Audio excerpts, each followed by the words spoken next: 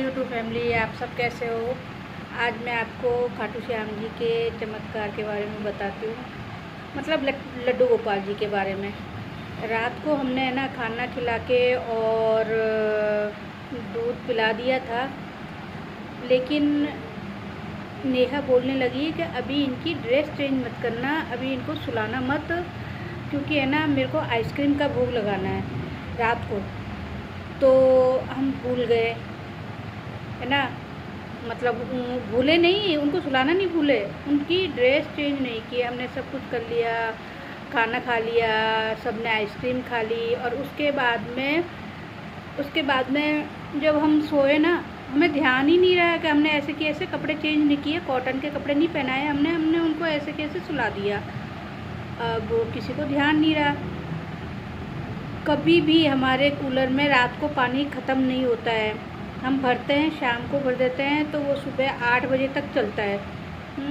तो आज क्या हुआ कि 8 बजे तक नहीं चला वो कूलर, 4 बजे ख़त्म हो गया पानी उसका। 4 बजे पानी ख़त्म हो गया। एकदम से मेरे बेचैनी सी होने लगी, गर्मी होने लगी। फिर देखा तो कूलर में पानी ख़त्म।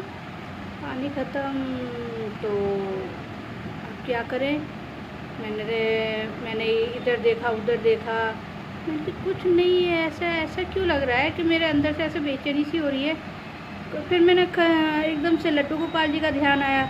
फिर मैंने उनकी मतलब वो सुलाने वाला बिस्तर, वो एक टोकरी बना रखी है हमने, उसमें हम देखा, अरे भगवान, कोई इनको तो कपड़े ही चेंज नहीं करवाए। इसकी वजह से इनको गर्मी लग रही थी, लड्डू गोपाल जी को गर्मी लग रही थी, इसलिए हमारा पानी 4 बजे ही ख़त्म हो गया और हमें भी गर्मी लगने लग गई। फिर फटाफट उनके कपड़े चेंज किए कॉटन के 4 बजे सुबह ही, और उनको पानी से नहलाया और क्या कहते हैं, कूलर में पानी भरा। फिर हम जाके 4 बजे दोबारा से सोए। तो ऐसे, और एक बार ऐसा हुआ, पिछली साल की बात है, मैंने दोनों बेटियों से बोला कि ना कि कोई भी एक जना दूध, कान्हा जी को दूध पिला दो, क्योंकि काम आता है हमारे नीचे। तो पार्लर में मैं काम करने चली गई थी, रक्षाबंधन का टाइम था, तो उन्होंने दूध तो पिला दिया, सब कुछ कर दिया, लेकिन उनको सुलाना भूल गए। फिर हम सब सो गए, खाना वाना खा लिया, मैंने सोचा भाई सुला दिया होगा। अब रात को बिजली कड़के 12 बजे, 12 साढ़े 12 बजे रात को बिजली कड़क रही, इतनी तेज़ बारिश आ रही, और मतलब इतना डर लग रहा था अंदर से, क्या करें, इतनी बिजली चमक रही है, बादल गरज रहे हैं। फिर एकदम से ध्यान आया, कान्हा जी को सुलाया क्या, जाके देख के आए। देखने के बाद में पता चला कि कान्हा जी अपने सिंहासन पर बैठे हुए हैं। फिर उनको लिया, कपड़े चेंज किए, उनको सुलाया, और उसके बाद में बारिश बंद, आराम से सोए, और बिजली भी नहीं चमकी। ये मेरी आंखों देखी, मतलब मेरे अनुभव से है ना। और ऐसे ही बहुत सी कहानियाँ हैं, बहुत सी। कल हम फ़ोटो शूट कर रहे थे मॉडल का, तो उनको चाय पीनी थी, है ना, तो फ़ोटो शूट कर रहे हैं। यहाँ पे मैं ऊपर जाऊँगी तो कोई क्लाइंट आएगा, ऊपर चाय वाय बनाऊँगी तो कोई क्लाइंट आएगा, तो फिर परेशानी होगी। तो नेहा ने कहा मम्मी होटल से ही आप है ना 3 कप चाय मंगवा लो। तो फिर मैंने 3 कप चाय मंगवा ली।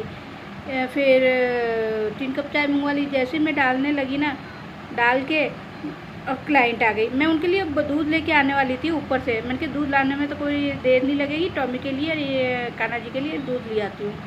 तो मैं फिर क्लाइंट आई, मैंने अपनी चाय, 2 घूंट चाय होती है, मैंने के पहले मैं कान्हा जी को भोग लगाऊंगी, उसके बाद में मैं पीऊँगी।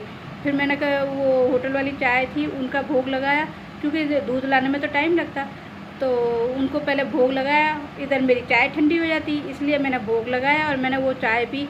इनको कल चाय पीनी थी, और क्लाइंट के थ्रेडिंग वगैरह बनाने के बाद में फिर मैं ऊपर वापस से गई, टॉमी के लिए दूध लेके आई और कान्हा जी को भी दूध पिलाया। लेकिन कल उनको चाय भी पीनी थी।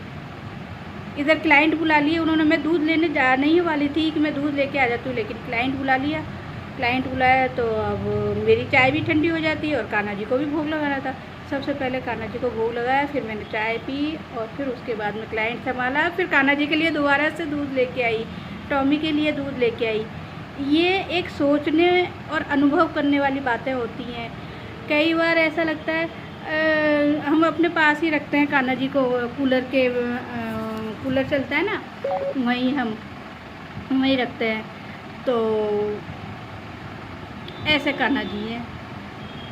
गर्मी लगती है अपन को, ऐसा महसूस हो जाता है रात को गर्मी लगती है ना, तो डेली उनको नहला के फिर अच्छे से कॉटन के कपड़े पहना के फिर सुलाते हैं। और कल मैं भूल गई तो हम भी गर्मी में मरे, उनको भी गर्मी लग रही होगी, इसलिए हमारे कूलर का पानी भी ख़त्म कर दिया। ये अनुभव की बात होती है। जय श्री श्याम, जय हो लड्डू गोपाल जी।